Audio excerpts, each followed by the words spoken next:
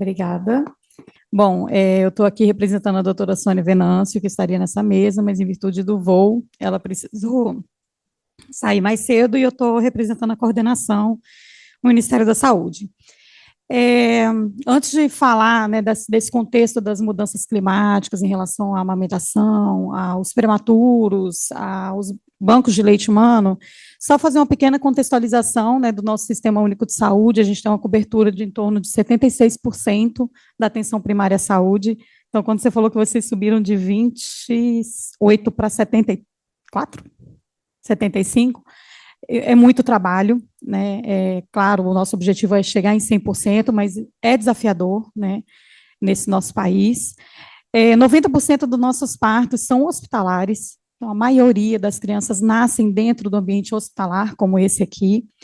Então, a gente precisa, sim, ter estratégias muito importantes e fortalecidas, com equipe de saúde qualificada, para esse parto ser qualificado, esse bebê ter a oportunidade de nascer num ambiente seguro, de qualidade, com o melhor começo de vida possível, que essa criança tenha a chance de ser amamentada na primeira hora de vida, se ela for para a unidade neonatal, que ela, o mais precoce possível, tenha acesso ao leite humano.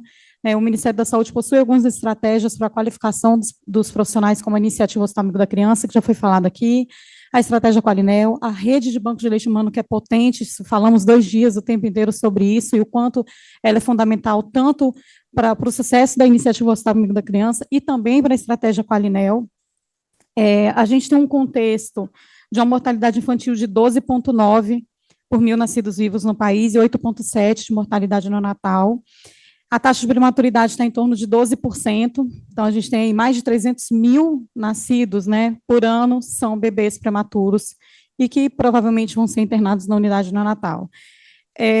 Lembrar que para ter doação de leite humano, precisa ter amamentação, né, e a gente está com uma taxa de amamentação de 45,8% em relação ao aleitamento materno exclusivo. Então, a gente tem muito trabalho pela frente. E aí, quando a gente pensa nesses desafios climáticos, né, em condições que podem trazer um barco, né, de fórmula infantil, que pode ter, como no Rio Grande do Sul, que foi falado ontem, né, a Kátia falou, vinham doações a rodo, como que a gente inova, né, João, que essa palavra é muito importante, como a gente inova e traz soluções rápidas, mais rápida do que uma indústria. Então, é muito importante a gente ter isso na cabeça, que as mudanças climáticas têm a ver, sim, com aleitamento materno e vice-versa, né?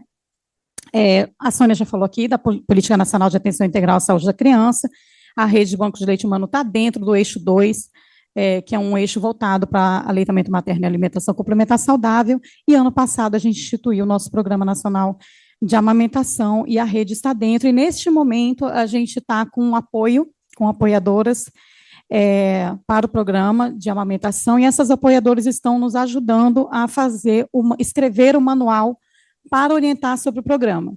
Então, nessa escrita vai ter uma seção que vai tratar das mudanças climáticas, situações de emergência, calamidade pública, desastres naturais. A rede de bancos de leite humano faz parte do nosso comitê nacional, como já foi falado, então esse manual vai passar pelo comitê e a gente precisa da rede para nos apoiar na finalização desse documento, que a gente imagina que até o final do ano vai estar publicado.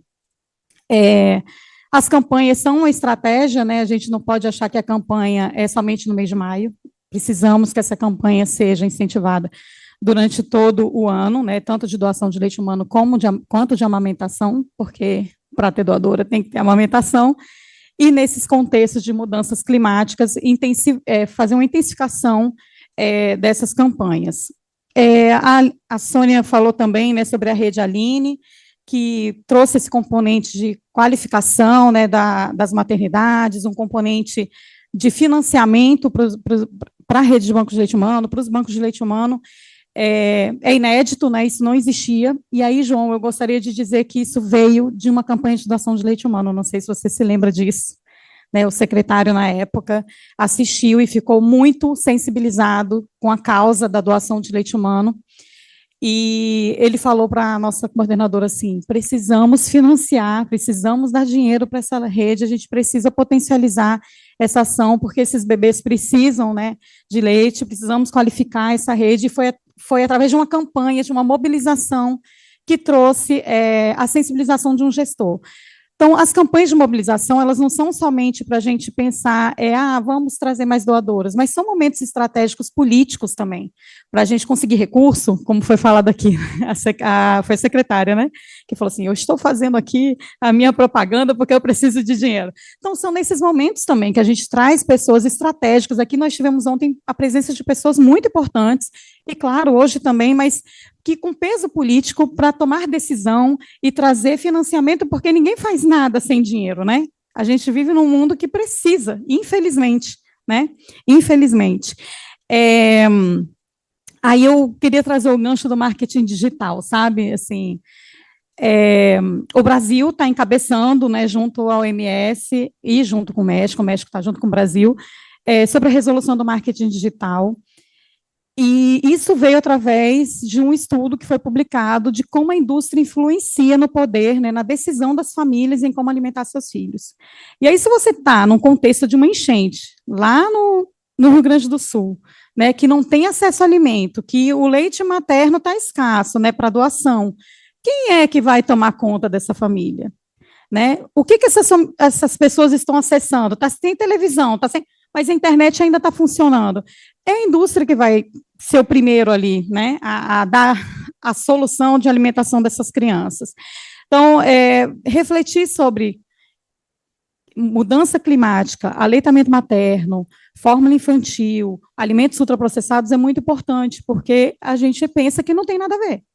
E tem tudo a ver. E tem impacto, inclusive, em mais enchentes, em mais secas, em mais incêndios, porque quanto mais a indústria usa alimentos ultraprocessados e processados, mais poluição a gente tem, né, mais pasto a gente vai ter, então cada vez mais impactando. Então, a rede de bancos de leite humano, o leite humano, ele é acessível, sustentável, natural, e não traz a poluição, né, por mais que a gente tenha uma cadeia de processamento desse leite, né, que precise de outros recursos que não os naturais, mas para ser processado, esse impacto não tem, assim, é bem menor do que o impacto de uma indústria de alimentos.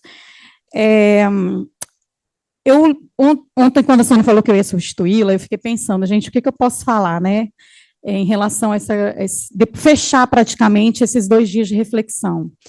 Acho que todas as experiências que a gente viu aqui, tanto daqui de dentro do Brasil, quanto de outros países, mostram que a saúde sozinha não faz nada. Né? A gente não dá conta sozinho, a gente precisa de parceiros. E a gente viu isso no Rio Grande do Sul há um ano atrás, o quanto a gente precisou da Casa Civil, a gente precisou da Força Aérea Brasileira, precisamos de outras secretarias dentro do Ministério da Saúde, e para trazer uma solução. Então, pensando no contexto que a gente está, eu ia trazer o conceito de mudança climática, que são transformações a longo prazo nos padrões de temperatura e clima. Só que a gente pensava que se acontecer, eu pensei, gente, isso vai acontecer quando eu já vou ter morrido, meus netos que vão passar por isso. E não, cada vez mais, né, cada vez mais tragédias climáticas estão acontecendo. A gente precisa pensar mesmo na prevenção, né, estar pronto para se acontecer alguma coisa. Pode ser que agora, no meio do ano, a gente tenha, de novo, muitas queimadas no país, e isso pode impactar o espaço aéreo, isso pode impactar o fluvial, e aí? Por onde que a gente vai caminhar, né? Literalmente, por onde que a gente vai atender a nossa população se a gente está sem rio, está sem a parte aérea, e aqui precisa muito né, do espaço aéreo e do fluvial? Qual solução a gente vai ter? Então, a gente precisa mesmo de inovação, de tecnologia, e aí, João, eu não sei se a Rede Banco de Leite Humano já teve alguma articulação com o Ministério da Ciência, Tecnologia e Inovação. Penso que é um caminho muito importante, porque lá tem muitos projetos, muitos financiamentos, e a gente pode pensar numa parceria com a MCTI para pensar em inovações também para a Rede de Banco de Leite Humano. Não poderia deixar de falar, né, sobre a importância da atenção primária à saúde. Estamos dentro da Secretaria de Atenção Primária à Saúde. O Ministério da Saúde agora vai ter em todas as unidades básicas de saúde novas salas de apoio à amamentação, e a atenção primária precisa estar preparada para atender essa população, e eu acho que a Rede de Banco de Leite Humano é muito forte para ajudar a matriciar esses profissionais, né, a apoiar esses profissionais da atenção primária à saúde, quanto a manejo, aconselhamento, para que essa amamentação seja possível até os 2 anos ou mais, sendo de forma exclusiva até os 6 meses. Estratégias de comunicação, eu sempre falo isso. Acho que todo mundo sabe que quem assiste palestra minha sempre ouve eu falando sobre isso, assim. O quanto a comunicação, a gente precisa aprender a se comunicar com a população.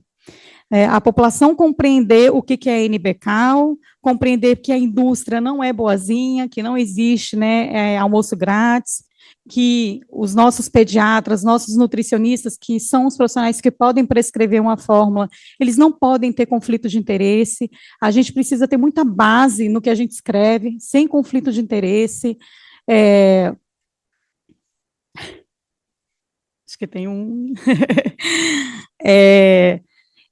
Eu acho que o João falou muito bem, e outras pessoas aqui, durante esses 2 dias, de que a gente fez ciência, né, em pouco tempo, mas ciência, né, sem conflito de interesse, com base mesmo nas evidências científicas, no que é melhor para a criança, sabendo, né, Miriam, que aquele leite que foi transportado, ele foi de forma segura, sem ter alteração química, né, bioquímica naquele leite, chegou lá para ser ofertado da forma como se ele tivesse vindo de um banco de leite ali de perto. Ele chegou de forma segura, e isso é fundamental que os profissionais saibam que a gente trabalha com ciência, sem conflito de interesse.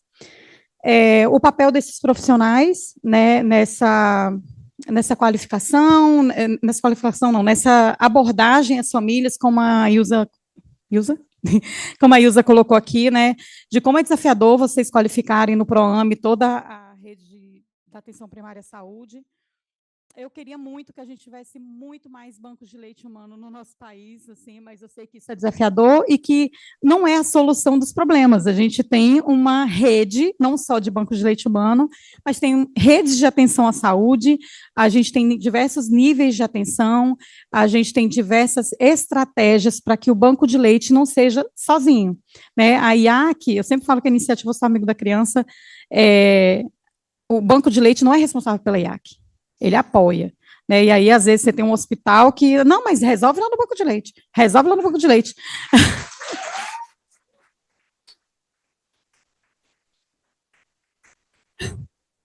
E sim, o banco de leite vai resolver os problemas que a equipe ali do alojamento conjunto não deu conta, ou ali na sala de parto, vai resolver.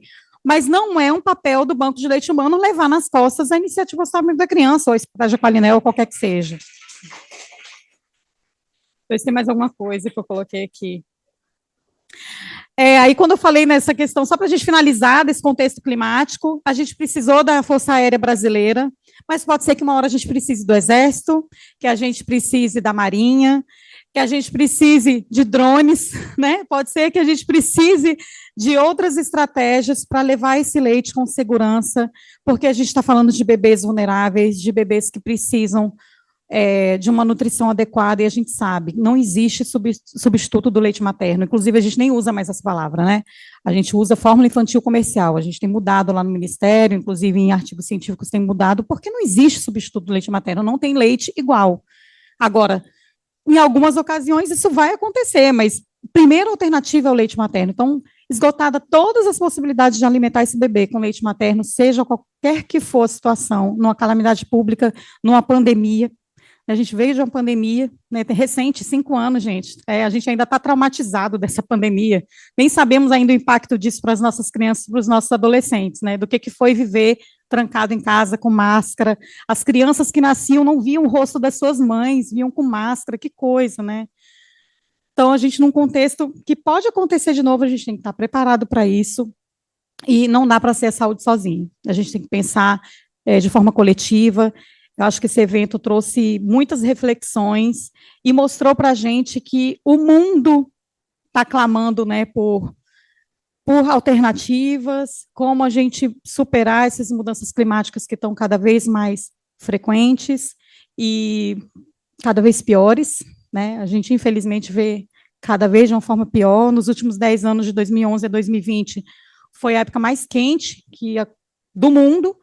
Então, eu queria só trazer essa reflexão da gente pensar em parcerias, pensar em construir documentos juntos, com uma base científica, sem conflito de interesse, e sabendo que ter na nossa cabeça que o leite humano é o melhor para a nutrição de uma criança pequena, e a gente tem um papel muito importante para quem não tem voz, né? A criança não fala. Ela não nasce falando assim, quero ir para o peito da minha mãe, quero o leite da minha mãe. Então, a gente, como gestor público e como profissional de saúde, tem um papel muito importante na decisão dessas famílias de como alimentar seus filhos.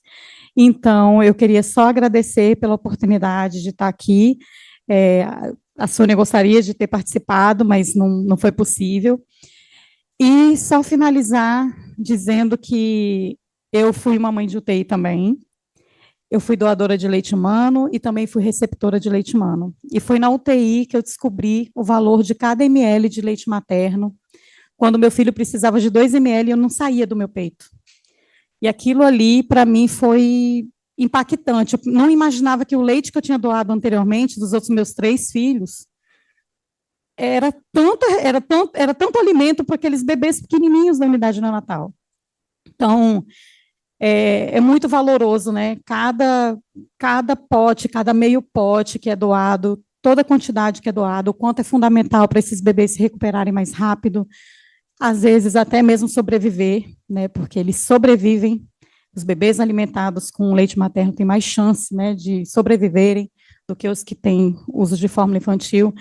Então, temos um papel muito lindo, é uma missão mesmo, eu falei isso ontem, é uma missão, quem trabalha com isso, trabalha com criança, trabalha com aleitamento materno, e a gente tem muito orgulho, tem que ter muito, muito, muito orgulho dessa rede de banco de leite humano, essa rede global de banco de leite humano, que traz uma solidariedade, traz esperança, eu acho que é isso, né, o slogan desse ano, né, um gesto humanitário. Então, eu estou emocionada. A doação de leite humano, um gesto humanitário que alimenta a esperança. Obrigada.